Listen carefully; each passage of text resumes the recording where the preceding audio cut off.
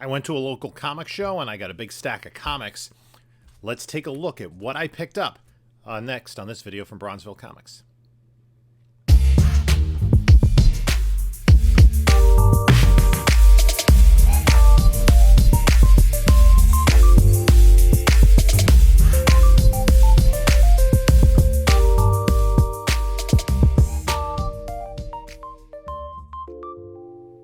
Hey there, comic community. This is Jim from Bronzeville Comics coming to you with another video. And before we get started, like, comment, subscribe. Follow us on Instagram, Bronzeville_comics, whatnot, Bronzeville_comics sales, Monday night, 10 p.m. Eastern time. You know what to do. Check it out. Tomorrow night, we got a ton of slabs, all modern stuff, some signature series. There'll also be some raw books mixed in there. And then there is a discount code. If you use the link in the description, if you're not yet on Whatnot, you can get $10 off your first purchase. Also, there is a link to my eBay store as well as my email. So, there was a show on Sunday. I decided to head out to Long Island.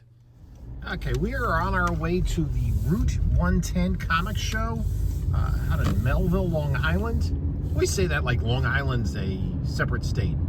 It's in Melville, New York, which is on Long Island.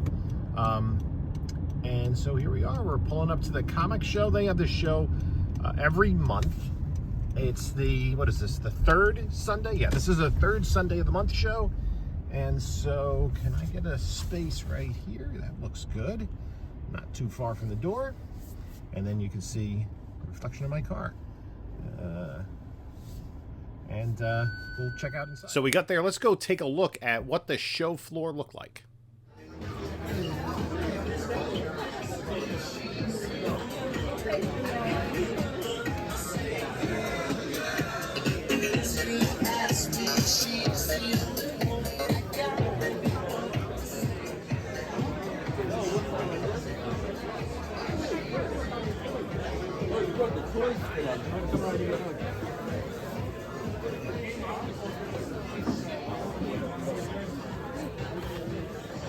How the show goes for it? Pretty good. It's nice. I just came to so we already booked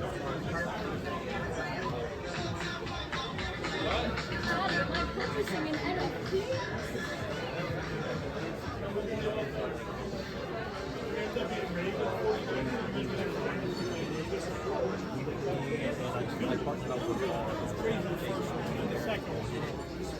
Right.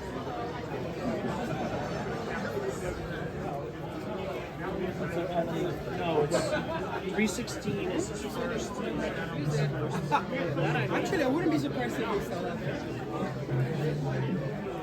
Because I know Mirka like comes out for like Comic Con and stuff, but I don't think.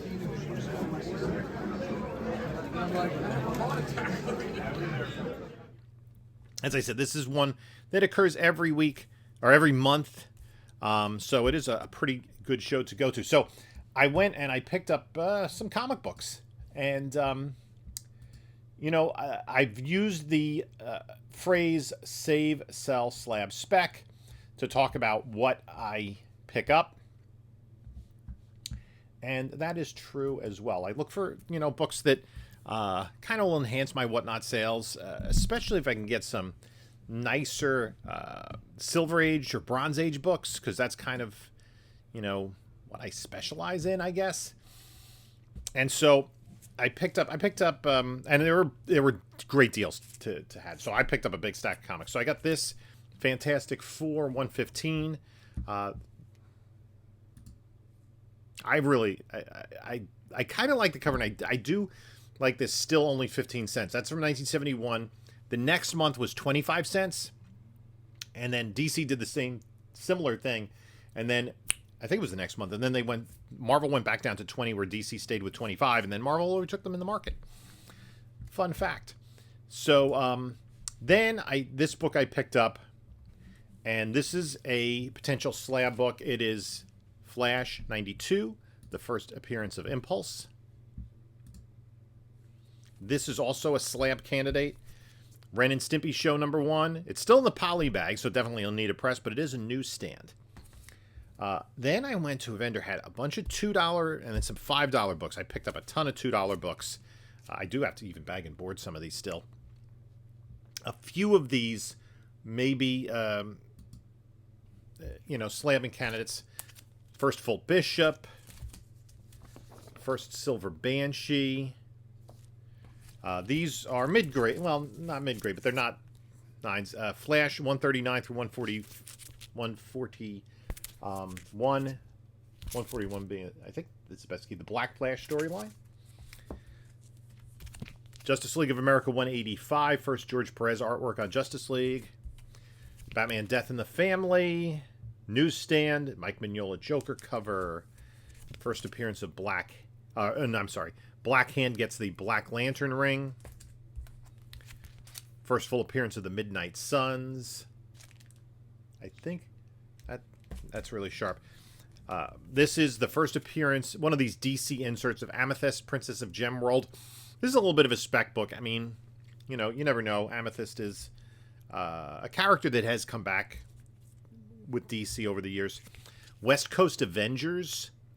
Number 46, first Great Lakes Avengers. We saw Immortal Man in the She-Hulk series. It's a newsstand. I just like this cover. Legend of the Dark Knight. I think it's undervalued. People love Joker covers. I've been picking up Power Pack number 1. A first Crossfire. He was in the Quantumania toy set from one of the toy companies, along with Egghead. But we didn't see him. Still for $2. Action Comics 544, both Joker and Brainiac, or not Joker, Luthor and Brainiac get new looks. I kind of bought that because I've been doing that Crisis. If you haven't yet watched my Crisis on Infinite Earth series, I've been breaking down every issue week by week. Coming on Tuesday is issue 4. Another one of these inserts, but it's Night Force, but this is the first appearance of Brother Blood. Ghost Rider glow-in-the-dark cover, second print. I like the second print better. I think the gold background really pops. And I do like the fact that the number and the price and everything is in gold. That's pretty cool. Another Silver Banshee. I have a few of these. Spider-Boy Team-Up number 1. Not the Spider-Boy, but Batman and Robin Adventures. There was a theme to the covers for this month.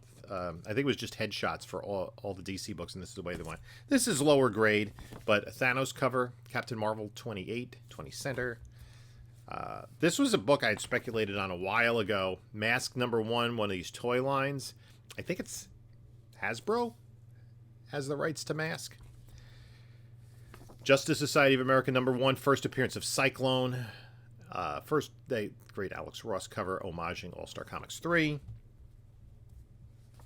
New Mutants 18, first Demon Bear. Detective Comics 608, first Anarchy. I grabbed this. Archie meets Batman 66. This is a variant cover. My daughter was telling me, because we used to read these as bedtime stories when she was a little younger, all these Batman 66, because she has inherited from me being a huge Batman 66 fan. When I got when the Blu-ray box set came out, I got it for Christmas, and she was like just the right age to start jumping into that, and we really enjoyed watching all of those. And then these crossovers that they did at the time, there was a regular series, and then they crossed over with Stephen Peele and Green Hornet and Archie. And so somehow number 1 had gone missing, but I found that at the show. That was in these bins, but I already gave that to her. Green Lantern 51, first for Kyle Rayner. This I just thought was a pretty nice copy of Western Gunfighters number 4. This is the first appearance of the second Killer Frost, right? Start to get these. There's so many small keys in this Fury of Firestorm run. I think that's the second Killer Frost. Another. This is a lower grade. Ghost Rider 31, first Midnight Suns. Batgirl Special, Mignola cover. Battlestar Galactica number 1. Fury of Firestorm 28, first Slipknot. Slipknot was killed in the first Suicide Squad film right at the beginning. The cover A for Ghost Rider 15. Lower grade, but I think, is this Adams or Cart? That's Adams. Neil Adams cover, Unexpected 121. This was weird. Justice League 31, first appearance of Jessica Cruz with the UPC code crossed out. I thought this was on the bag. A couple bucks, no big deal. This is a crispy copy. I think I'm going to submit this in a 9.8 pre-screen. First Negasonic Teenage Warrior. Warhead. Batman Adventures 3, just a great Joker cover. Another great Joker and Catwoman cover, Alan Davis. I love this cover. I love the Alan Davis run on Detective Comics at the time with Mike W. Barr. Great stuff. This, I use it as a giveaway. I like in my giveaways on Whatnot, I like to do things that are good reads. So reprints of classic stories and new books, new indie number ones. Green Lantern 188. This is the first appearance of Mogo the Living Planet. Yeah, it's Mogo, not Ego. Another Ghost Rider 15. Detective Comics 347, first spoiler. This next one is a really sharp copy. I might submit it. This is Justice League of America Annual number 1, the Justice League Detroit. It's the first appearance of Vibe and Vixen. Not Vixen. Well, Vixen's on the team of Gypsy. I don't know what DC's going to do, considering that that term is now a pejorative. This great Doctor Doom X-Men cover. I think it's Romita, right? Yeah, John Romita Jr. Somehow I couldn't help myself, but it's really minty. This is potentially slabbable. Batman 497. Bane breaks Batman's back. Batman Gotham by Gaslight. Now, this is an interesting book. This has a little bit of an issue with it. I actually have one in the press right now, and I want opinion if you know in anything in the comments. I don't know if you can see it. This is X-Force number 116, first appearance of Ecstatics. Right, Mike Allred. It's hard to see, but I have the copy I have in the press has the same, like there's a vertical line all the way down the book. I don't know. Yeah, maybe you can see it in the light there, actually. And I want to know if anybody has experience with books like this. It's just strange that there are two books that have the exact same. It has to be a printing defect. Yeah, you can see it there. See, like it runs. Starting with the, like in the M, this line that's running all the way down. I almost thought it was like a gatefold cover that was causing that, but it's all the way down. And it's in exactly the same place. It's exactly the same thing as my other copy. So I don't know if that's a common defect on that book. I'm going to submit it and see what happens. Then for, a couple bucks, I think this might have been $5. Challenges the Unknown. It's a pretty decent copy. Another first Jessica Cruz. This one, I think I bought because I need it. Somehow I missed this. I back in the day, like this came out when I had a newborn at home, an infant at home. And so I wasn't really on top of like my comic collecting game. And so this, do I have this? Do I need this? No, I have this. So it's a good pickup anyway. Gotham City Sirens. I've been picking this up when I can. Jungle Action 17, The Death of Killmonger. Captain America Annual number 8, Cap and Wolverine, classic cover, newsstand. Another Gotham by Gaslight. And this is the last of that two $5 batch. Punisher War Journal 7, Punisher Wolverine meeting, newsstand. Then I picked this one, and this is another like question I have for grading, because this and the seller completely disclosed it, gave me a really good deal. And I just love this cover. I'm not a Herb Trimpe fan by any means, but I really like this cover, the way that he like puts the trade dress into the cliff. Hulk 109, Kazar. This is, I mean, in the 9s. All right, it's a really sharp copy. There's hardly, there's a couple of spine ticks, but, and I'm wondering how this will affect the grade. On the inside here, somebody filled out this contest thing. They didn't clip it out, but they filled it out completely in pen. And am I doxing them now? I'm pretty sure. No, they didn't put their name or address. So how will that affect the grade? If this was, let's say, otherwise a 9.2,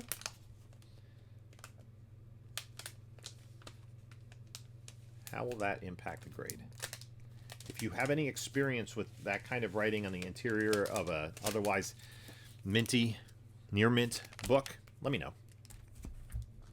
I also picked up from them, I got a nice bundle deal on these books. Batman Beyond, the ongoing series, Volume 2, Number 1, and the first cover appearance of Val Zod. This will probably be a spec. Then I saw that I was digging through bins, and I saw this book, and I grabbed it because it's really nice. It's got a little bit of tanning on the back, but I had this like at a 9.2.